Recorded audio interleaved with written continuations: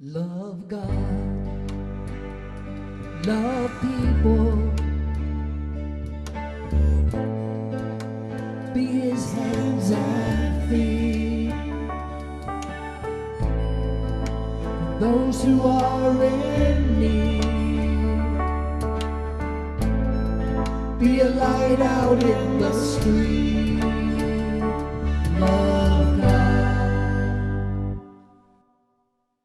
This is 1 John 1 and 5.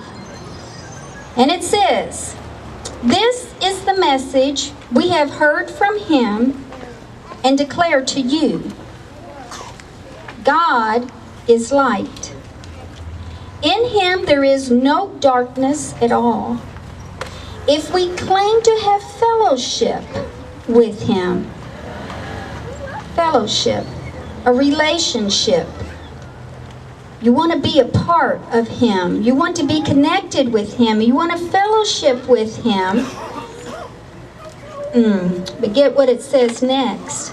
"Yet walk in the darkness, we lie, and do not live by truth. But if we walk in the light, as He is in the light, we have fellowship with one another, and the blood of Jesus, His Son, purifies us from one sin." Just one sin. That's all it does. It doesn't do anything else for any other sin. It's only one sin that it's just going to purify you of. You only got one sin in your life, right? We only sin once and that's it? How many? All. All. Doesn't matter what you've done.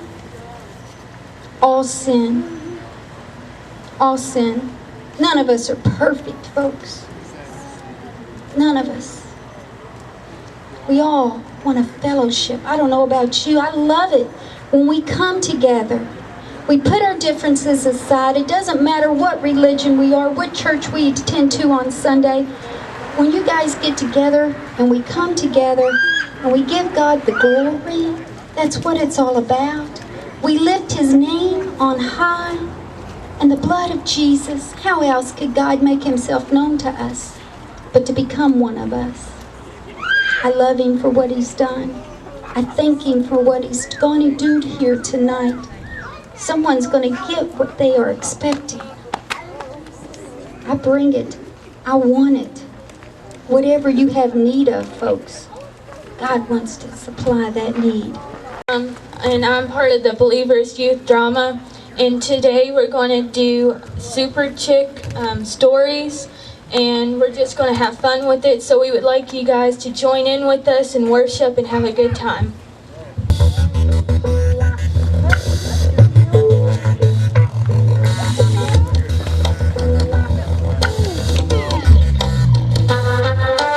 We've been down to the bottom. Stories we've got them when we hit rock bottom. If you been there, put your hands in the air. Just let the lost know that someone cares. 'Cause we've been down to the bottom. Stories we've got them when we hit rock bottom. If you've been there, put your hands in the air and let somebody know that the Most High cares. I never knew that it would feel like this. When the two that raise you up and call it quits. Nobody told me about the emptiness. When the place you call home is closed for business. I push the pain down, I gotta get by. Always knowing in my heart that it ain't gonna fly. Rock bottom's never felt so near before. And if pain is God's megaphone, it's loud and clear. It's a moment now, Father, human love ain't enough. I've never been failed by the people I love. But your faithful arms, they surround me. And any other soul who has to sell those seeds of a broken family. We've been down to the bottom. Stories we got when we hit rock bottom. If you've been there, put your hands in the air. Just let the lost know that someone cares. 'Cause we've been down to the bottom. Stories we got when we hit rock bottom. If you've been there, put your hands in the air and let somebody know that the Most High cares. Been so many times that I've been close to rock bottom, try to look for answers, but nobody's got 'em. Like the time my mother mother looked me in the eye, trying not to cry, telling me the cancer might cause her to die. How could this be? I thought that God loved me, so why was he trying to take my mother from me? As I cry myself to sleep at night, holding on my pillows, he spoke to me and said that everything gonna be alright. So I tried to fight all the pain that it caused. I tried to move on and I tried to stay strong. So put your hands up if y'all are feeling me, and put your hands up for everyone to see. So put your hands up, we all a family. So put your hands up in unity, eternity. We've been down to the bottom, the stories we got when we hit rock bottom. If you've been there, put your hands in the air and let the love know that someone cares. We've been down to the bottom, the stories we got when we hit rock bottom. If you've been there, put your hands in the air. Let somebody know that the most been down to the bottom. Stories we got. If you've been there, put your hands in the air. Put your hands in the air. I've been there too, when everything falls apart and the best you can do is get through each day. Wonder, will this ever end? Is it always gonna be this way? And the greatest lie you ever been told is you're the only one to walk on this And road. now you'll never see the light of dawn, so we came together to say, Together, say, hold on, 'cause we've been there and found our way home. We promise you that you're not on your own. One day this will pass, God will see us all through. God will see us all through. God will see us all pass through. little me. Been down to the bottom. Stories we got when we hit rock bottom. If you've been there, put your hands in the air and let somebody know that the most I had. Been down to the bottom. Stories we got. You've been there, put your hands. You've been there, put your hands in the air. Put your hands in the air. It's always good to be here. It's a privilege. It's not something that we have to put on the calendar and be like, oh man, we told them we'd come down, so we're going to be here. But this is something we look forward to. We get excited about it. We have meetings Sunday before we come down here, and we're all just really excited to be here. Tonight, what I'm going to talk about just briefly here, life is made of choices. And when I first started with this and the word choice came to mind, and I said, okay, I know which way I'm going because I've had something I've wanted to talk about, and I got kind of my own little message about some things I've done, and I had a way I thought I wanted to go with it. So I started going, and God's like, well, it's not the way I want. I was like, yeah, but I already had this worked up in my mind how good it's going to sound how I had. But he was kind of like, are you going to be the mouthpiece for me, or are you going to speak for yourself? And I thought, well, I guess I better listen to you because I've already learned through my life, doing it my own way hasn't worked out too well. But we all have choices to make. Some are minor, be sitting in the house saying, should I cut the yard today, or should I just go for a walk, or should I do what I'm supposed to? That's not really a big decision. What clothes should I wear? It's not really too big, not for me. It's probably women and ladies it could be a midlife crisis or whatever each day, and what to pick out depending on how it goes. But some bigger ones could be, do I change jobs, or what college should I attend? Should I buy the dream car I've always wanted, or should I have some sense to me and buy the one that fits my budget? It's a little bit bigger decisions there. Some can be life and death. It could be a family member that's had a tragic accident and they're on life support. That's a pretty big decision. Do you continue and pray and hold on, and you've done for a while? The big decision is, do you tell the doctor go ahead and pull the plug, or do you not? That's a huge decision. I pray God's grace is on me that I never have to face that one. But there is one decision that's more important than any other decision we can make. And that's the one to accept and make the choice to choose Jesus. To choose to save Him. He did come on the cross and He died for us. He made the choice for us. He said that we were going to be worth it. When He came from heaven, put Himself in flesh in the form of Jesus, His baby Jesus. But He had everything that He wanted in heaven. He had everything He needed except for us. And He said that was enough to come from heaven, as I don't have my people. And I'm going to come for them, and that's going to be enough for me to come down and take away all my comforts, because there was nothing God needed. But He said I needed people to spend eternity with, and that's why He came. He's not going to force us to choose Him. God's not going to come down and make you serve Him. He's not going to make you accept His love. But he came down and he faced all manner of sin, came against him, everything that he could. He faced rejection. He faced mockery. People laughed at him, scoffed at him. He was lied upon. They made all kind of lies up about him, but he still stayed the course. He knew what he was here for. He was beaten, and he was betrayed by one of his closest followers. One of his disciples, one of the original 12 disciples, betrayed him.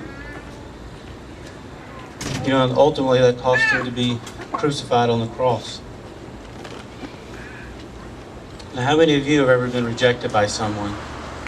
You thought you'd be friends with someone, or someone acted like it's going to be a friend, but they rejected you and turned you away, and they didn't want to have anything to do with you. Jesus faced that. What about someone making fun of you and laughing and mocking you, making fun of you? He had the same thing. And I know we've all been lied upon. We've all probably lied ourselves, so we all know that's happened. And nobody likes that feeling, and it wasn't any easier for him. Just because it was God manifest in the flesh does not mean it was an easy course. It doesn't mean that he just breathed through his life and said, okay, whatever, this is no big deal. But he paid and he went through everything. So there's nothing that we would ever come across that he hasn't already died for and covered. And Jesus suffered. He suffered all things so that we could have eternity with him. And that's why he did it. Don't say if you knew what I'd done or what I'd been through, you'd understand why it's difficult for me to come to him. Like I say, he made sure he went through everything. He didn't stop short of the pain. He didn't stop short of the cruelty of the cross. But he paid all for you. And he made the choice to love you unconditionally. It means that no matter what you've done, and even what you're going to do in the future, he's still going to love you. There's nothing you can do that can change the love that he has for you, because he went to the cross for you before you were ever born. So you can't change the fact that he loves you. You can't say that I made this big mistake, there's no way anybody can love me. Your friends may turn their back on you, your loved ones, your family, everybody you thought you could trust, and they may turn their back on you. But Jesus has already paid what it takes for you to make it to heaven. So he's not going to turn his back on you. In Hebrews 12:2 it says, looking unto Jesus, the author and finisher of our faith, who for the joy that was set before him endured the cross, despising the shame, and is set down at the right hand of the throne of God. Now, the one part I picked out there was the joy.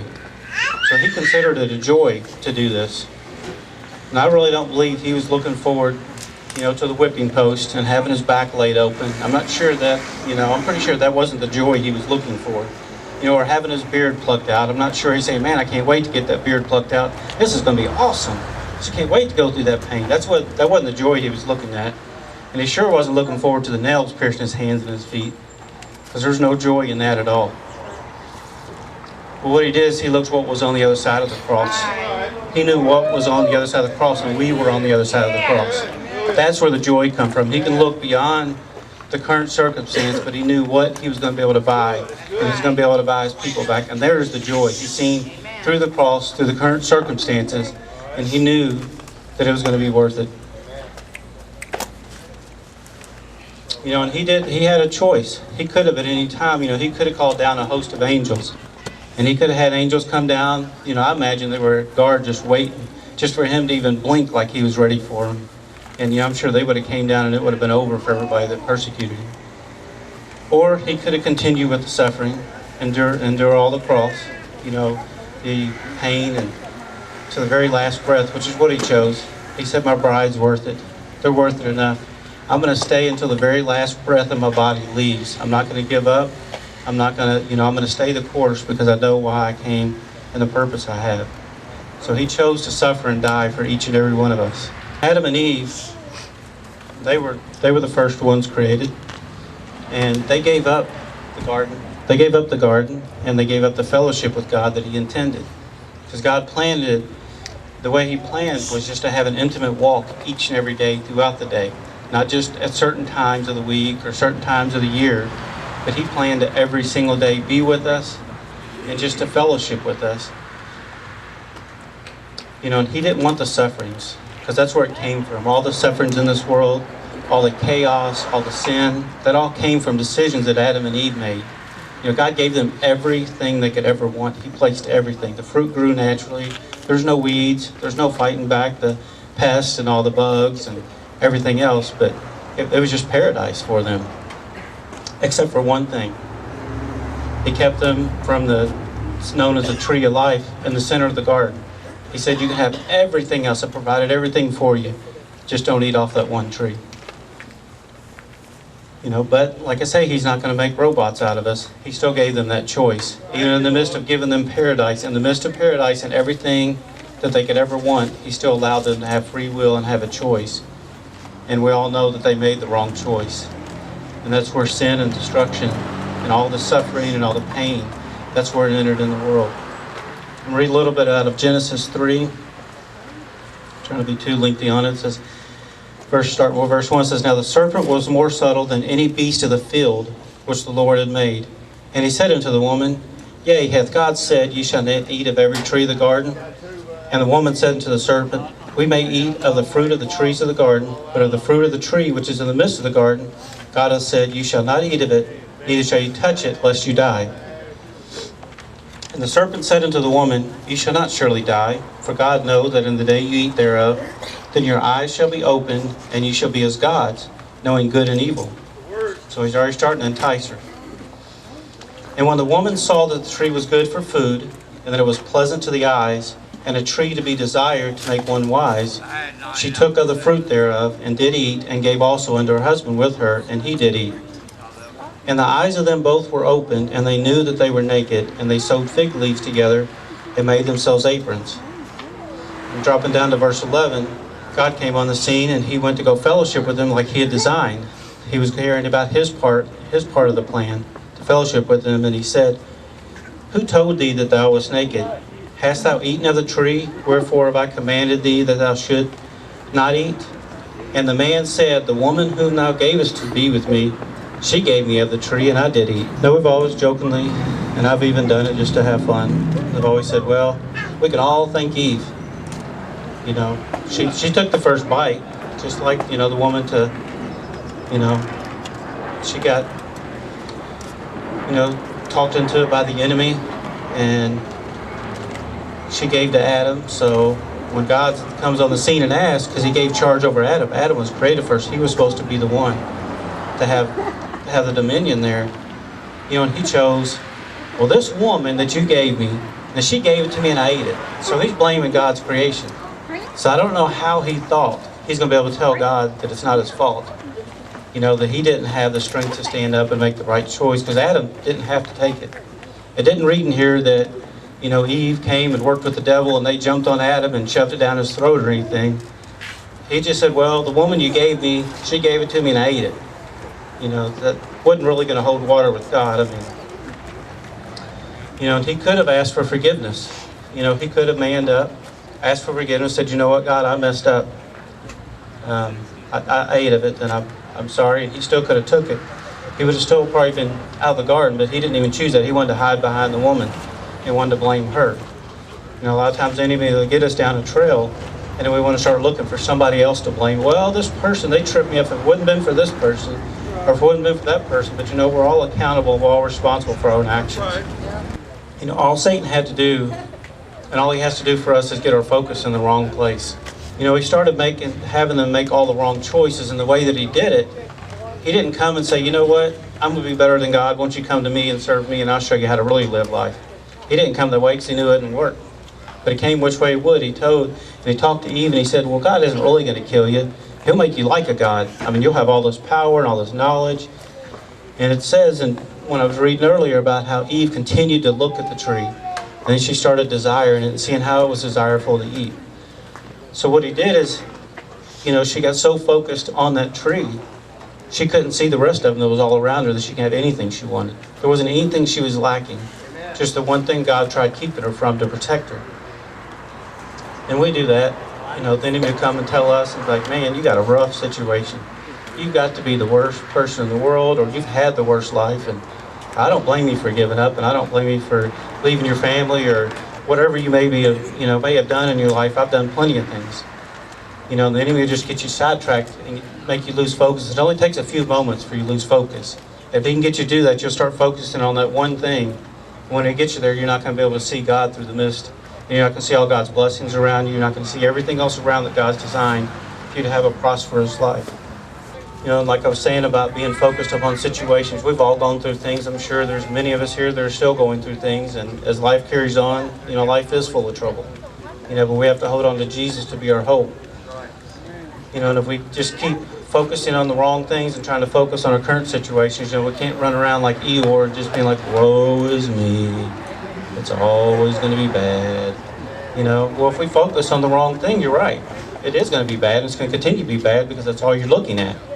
But if you look upon your hope, the one who's paid the price for you, abundance is all around you. But you got to shift your focus and see, he stands right there with everything that you ever need in his hands. He's already paid for it.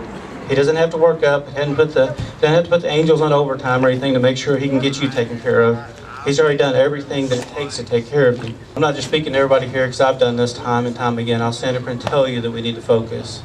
We'll let a problem come, and there's a lot of times I'll be like, I know exactly how to fix this. I'm a little bit short on money here. I'll go work this extra. Or I'll go do this. And there's nothing wrong with providing for your family and things like that.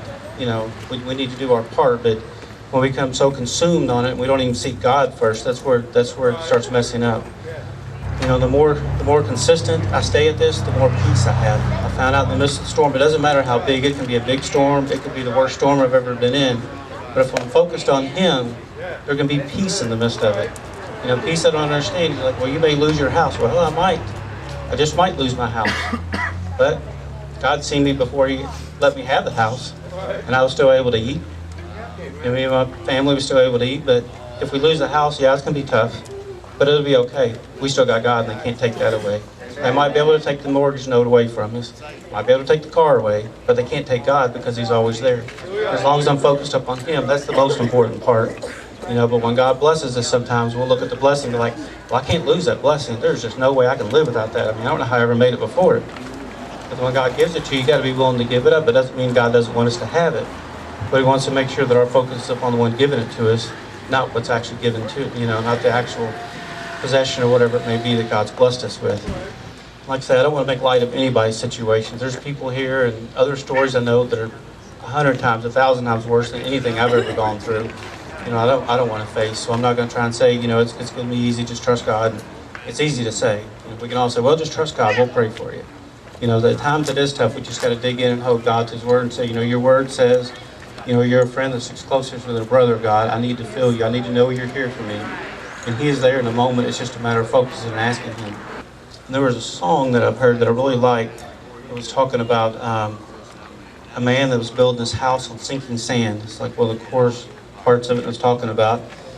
And it talks about him working up the corporate ladder, trying to provide the best he can for his family. And that's very biblical for you to take care of your family and do everything you can.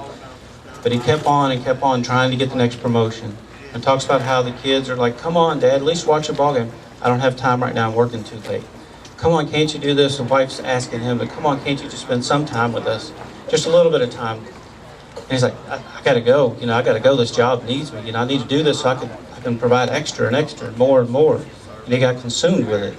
So he took what was biblical, providing for a family, and he allowed the enemy to slip in and just convert it, which the devil will do. He'll take the word of God and he'll twist it just enough to shift your focus.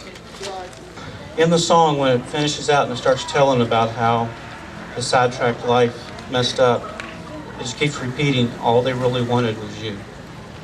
All they really wanted was you. They didn't want the biggest yacht. They didn't want to have the biggest house, which is okay if you have those. It's okay to have that.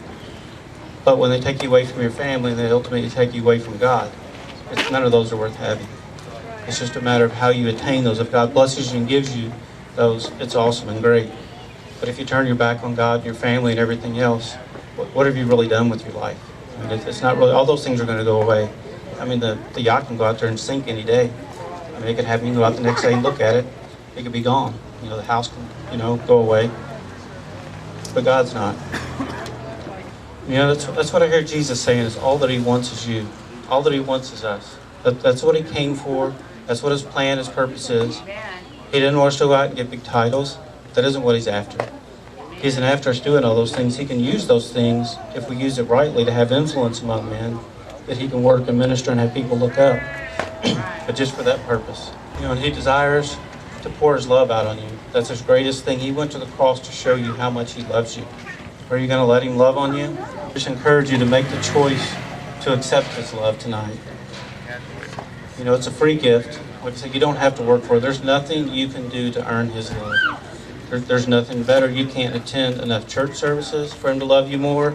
You can't help enough needy people that God's going to, oh man, I'm glad they did it this week, so I get to pour out more love on it. No, he loved you enough. Like I keep reiterating, he went to the cross to show how much. That even before you was born, he's going to make sure it was all paid. So as I ask tonight, who wants to accept his love? He's standing here. He's with us. He's been here the whole service, through the worship. You know, who wants to accept this? It's a free gift. You know, he stretched out his hands wide, and he endured the cross. You know why? He wanted to show you open arms. This is how much. He didn't close his fist and say, I've got this much love for you. But he said, I got this much. You know, he put him out there just to let you know everybody's welcome. When he opens his hands like that, there's no barriers in front. There's nothing to stop you from coming to him. Only you yourself can stop it, because his love is already there. It's right here, right now. If anybody wants to come forward, it's right here waiting for you. This is what we're building up for. We've had great worship. We've had the drama. We've had everything. It builds up to Jesus coming. Even me speaking, it isn't about me. It isn't about the words I say. Because if his love doesn't come through it, then I'm wasting everybody's time. And don't reject what he's done. You may say, well, I'm not rejecting. You're not answering the call, though, and you're not accepting it. And he's calling tonight. He may be speaking through me, but he's calling tonight. He's saying, you're my bride. You're worth it. Won't you come? Won't you come? Because I looked through eternity and seen you. And out of my great love, I took the beatings. Out of my great love, I wanted to have a fellowship with you. I want to spend eternity with you. Choose Jesus tonight. Would you? He's already chosen you. As I've said many times tonight, he's already made the choice for you. You are worth it. You are precious in his eyes. He loves you unconditionally. Whatever you need Jesus to be, he can be that for you. It can be salvation. It could be a healing. It could be emotional healing. You may have turmoil at home. You may have a sickness in your body. Jesus is that healer. There's nothing he can't take care of. There's nothing that he can't do for you. Let him hold you. Let him guide you. Jesus says, I am the way, the truth, and the life. So choose to follow him. He has it all worked out. I found many times in my life that I want to try and guide my own way, and I think I know what to do. I wind up down a crooked path. But God has that path of hope, that path of healing, path of salvation. He has that path laid out for you. There's so much joy I can't explain to you. It's something you have to experience. I can't tell you how much peace and joy when I lay down at night. There may be problems happening in my life, but I have a peace because I know who my God is.